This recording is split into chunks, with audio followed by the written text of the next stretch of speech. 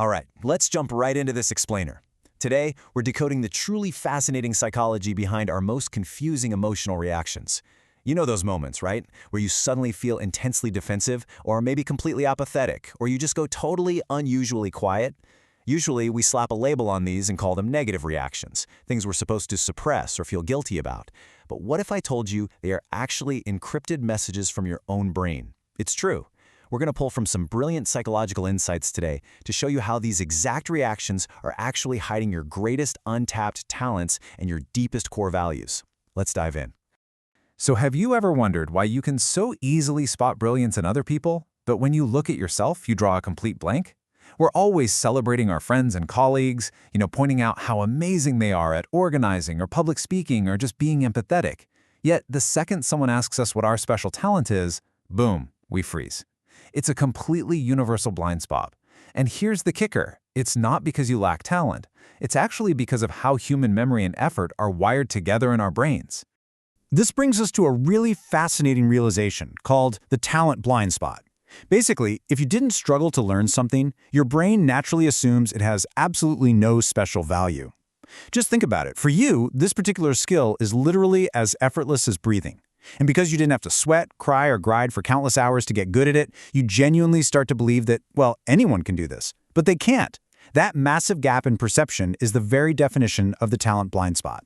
See, we all kind of fall into this trap of assuming that suffering equals worth. Society absolutely loves a good struggle story, which leads us right into this myth that only hard-won skills actually matter. But the reality is completely different. If you want to uncover your own hidden genius, you really need to look for the things you do smoothly. Look for the things you don't even consider work, because honestly, that is precisely where your greatest value to the world is hiding. Okay, let's shift gears to a deeply relatable scenario. Picture this. You're listening to someone just gush about their success, maybe a new passion project or a really big win. And suddenly, out of nowhere, you just feel totally numb or bored, maybe even a little cynical. You're sitting there feeling this cold wave wash over you, and you're probably thinking, wow, I am being a really terrible friend right now. But hold on, because that sudden drop in your emotional temperature is incredibly revealing. That sudden wave of apathy, it is not a character flaw. It usually means one of two very specific things. Scenario A, you're quietly an expert who just lacks the freshness of a beginner. You might just be bored because you inherently understand exactly what they're so pumped to have just discovered.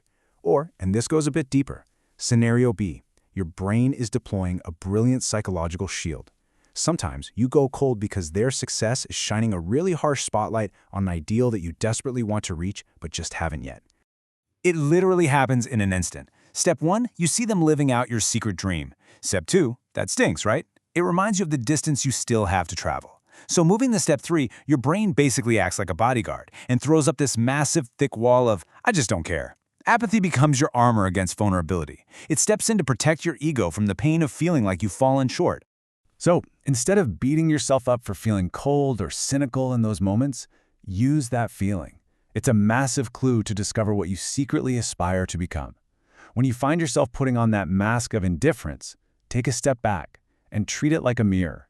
The very thing you're pretending not to care about is often the exact thing your heart is secretly yearning for. But what about the exact opposite reaction? Sometimes we don't freeze up at all. Instead, our blood boils and we desperately want to fight back against someone's opinion.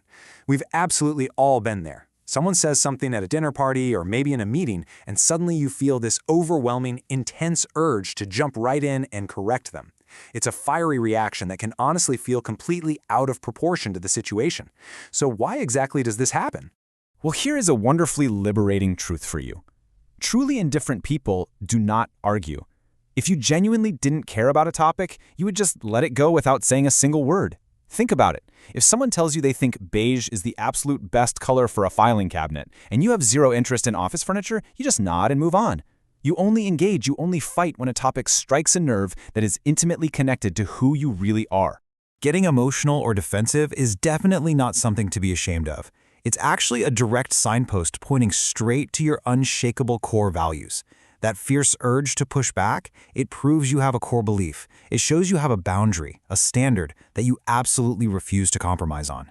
When your heart moves enough to make you speak up, it is giving you a literal roadmap to your passions. Your emotional triggers are, quite literally, the raw material of your individuality. Okay, so we've covered apathy and anger, but what about complete silence? We so often misjudge people who just sit quietly and nod. We tend to just assume they have an empty mind, right? In our incredibly fast-paced world, we have this habit of rewarding the quickest answer and the loudest voice in the room. We look at the person who hasn't spoken a word for 20 minutes, and we mistakenly assume they're totally disengaged, or worse, that they just don't have anything valuable to contribute. But that silence, that is actually a mind working in absolute overdrive to weigh every single angle before speaking. For deep thinkers, the physical act of speaking is just the tiny tip of the iceberg, like 10% of what's going on. The other 90%? That silence isn't a void at all. It is a bustling, active workshop where they are vigorously testing theories, spotting contradictions, and analyzing a dozen multiple perspectives all at the exact same time. A lack of words absolutely does not equal a lack of thought. It's actually a heavy, highly deliberate process of searching for the best possible truth. Now, quick speakers are fantastic for keeping momentum going, but they often rely on a single, fairly straightforward viewpoint. The quiet, hesitant thinker is doing the heavy lifting of processing complex contradictions. They aren't struggling to find an answer. They are struggling to choose the best answer from the multifaceted possibilities they've just analyzed in their head. So once we finally understand our own hidden talents and these emotional defenses, how on earth do we combine them into a worldview that actually works for us? We've talked about apathy, we've talked about anger, and we've talked about silence. But none of us exist in a vacuum, right? We all have these very different ways of processing the world. The real magic happens when we stop judging these different styles and start figuring out how they perfectly complement each other. A great way to think about this is the balance between logic and empathy. They aren't opposing forces at all. They're more like two essential wheels on the vehicle of a really rich life. You can sort of look at it like the hard sciences versus the arts and humanities. The logical, scientific side brings us structure, factual problem solving, and efficiency. The empathetic, humanities side brings us emotional nuance and this deep, complex understanding of the human experience. If you isolate logic, life gets really cold and rigid. But if you isolate emotion, life completely lacks clear direction. You absolutely need both to truly thrive. And this is absolutely crucial. If you go through life judging everything by only one metric, like, let's say, only logic or only painful effort, you are going to completely miss out on the diverse opportunities all around you. If you only respect people who argue passionately, you're going to completely miss the genius of the quiet analyzer. If you only value things that are super hard to do, you'll totally ignore your own effortless talents. Embracing diverse values isn't just a nice, polite thing to do. It actually provides you with incredible mental resilience and flexibility. All right, let's pull this all together into a really simple, 3-step action plan so you can turn your most frustrating moments into profound self-discovery. Step 1. Just notice when you have one of these intense, seemingly negative reactions, whether it's apathy, anger, or silence. Step 2. Instead of feeling guilty about it, acknowledge that your brain is actually protecting you or signaling something important. And Step 3. Trace that feeling back to its source. Just follow the breadcrumbs of your apathy, your anger, or your silence directly back to your own hidden talents and core values. So I'm going to leave you with this one thought to ponder. The very next time you feel an unutterably inexplicable urge to argue, or you suddenly just go cold, what undiscovered piece of your own brilliance is trying to get your attention? It's a complete game changer for how we look at our own psychology.